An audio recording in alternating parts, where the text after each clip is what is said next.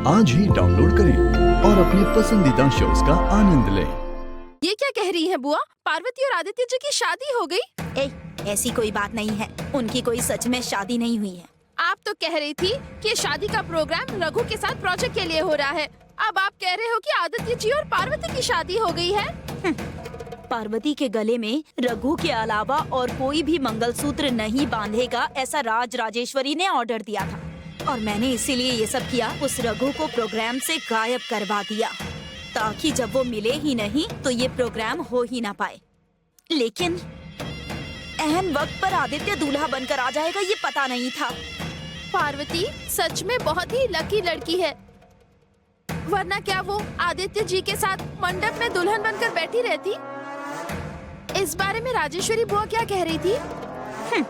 उन दोनों का पूजा में एक साथ बैठना भी दीदी सह नहीं पाई थी और आज तो आदित्य ने उस पार्वती के गले में मंगलसूत्र बांध दिया है। ये बात अगर उस राज राजेश्वरी को पता चली तो तुझे क्या लगता है वो चुप बैठ जाएंगी क्या? सच कहा बुआ, अगर इस बारे में उन्हें पता चल गया ना तो वो सुनामी की तरह तबाह कर देंगी। लेकिन ये सुनामी कब और कहां से आएगी ये डिसाइड मैं ही करूंगी। उसकी चाबी मेरे पास है। ये आप क्या कह रही हैं? सही कह रही हूँ। जो आदित्य अपनी माँ की एक भी बात नहीं टालता, अगर राज राजेश्वरी को पता चल गया कि उसके बेटे ने उसके फैसले के खिलाफ जाकर ऐसा कुछ किया तो वो चुप रहेगी क्या? उसको पता चलते ही सुनामी आ जाएगी देखना, और वो सुनामी उस पार्वती को बहा कर ले जाएगी। बुआ चलो तुरंत जाकर ये बात बड़ी बुआ को बता देते हैं। इतनी जल्दबाजी नहीं करनी है। पार्वती को समाज के सामने बेइज्जत करना है ताकि वो राज राजेश्वरी बेइज्जत होकर सिर झुकाकर खड़ी रहे। और ये सब करने के लिए मेरे पास एक ट्रम्प कार्ड है और वो है ये शादी। ये शादी एक ऐसी वजह है जिसे मैं सही जगह पर और सही तरीके से इस्तेमाल करने वाली हूँ। पार्वती से भी अपना बदला लूंगी और हमेशा जो मेरा अपमान करती है उस राज राजेश्वरी को भी बेइज्जत करूंगी ताकि वो सिर झुकाकर खड़ी रहे।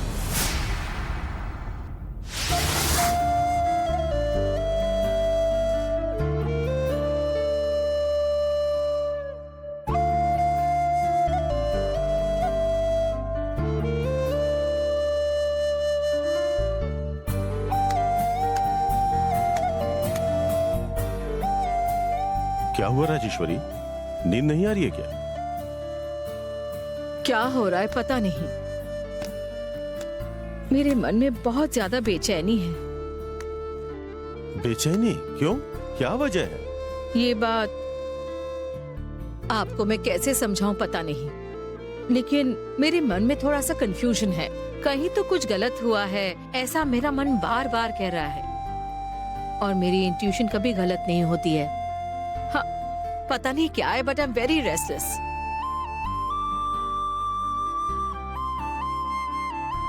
मेरे ख्याल से आदि की शादी के बारे में सोच के परेशान हो शायद।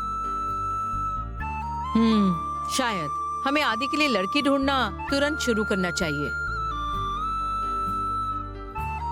आदि के बर्थडे वाले दिन उसका हाथ पकड़ने वाली लड़की उसकी आंखों के सामने होनी चाहिए।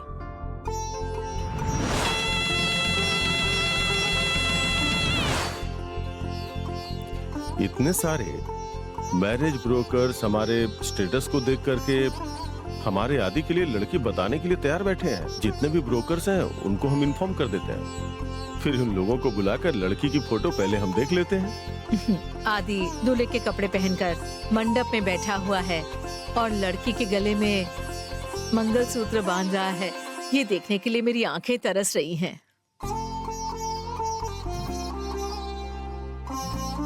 तुम्हारी इच्छा बहुत ही जल्दी पूरी हो जाएगी। अब एक मिनट और फोन अटेंड कर लेता हूँ। Hello hello hello. Signal weak लग रहा है, मैं जरा बाहर से बात करके आता हूँ। हेलो, 1 मिनट वेट कीजिए।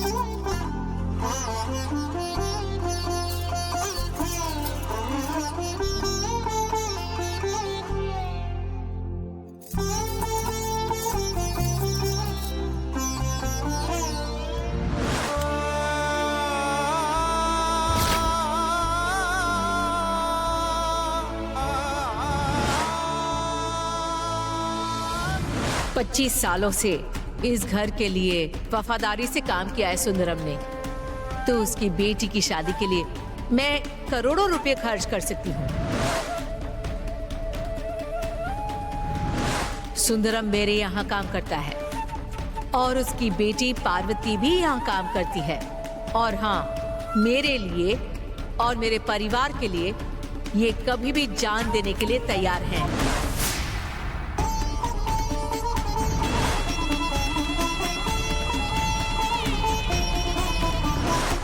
इतना प्यार और विश्वास रखने वाली मेम साहब को धोखा देना सही नहीं है।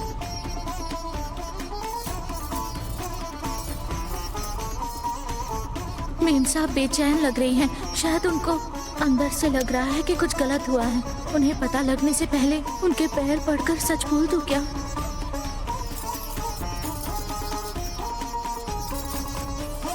पता नहीं मेम साहब कैसे बर्ताव करेंगी। सोचकर ही घबराहट हो रही है। क्या करूं, उन्हें बताऊं या नहीं?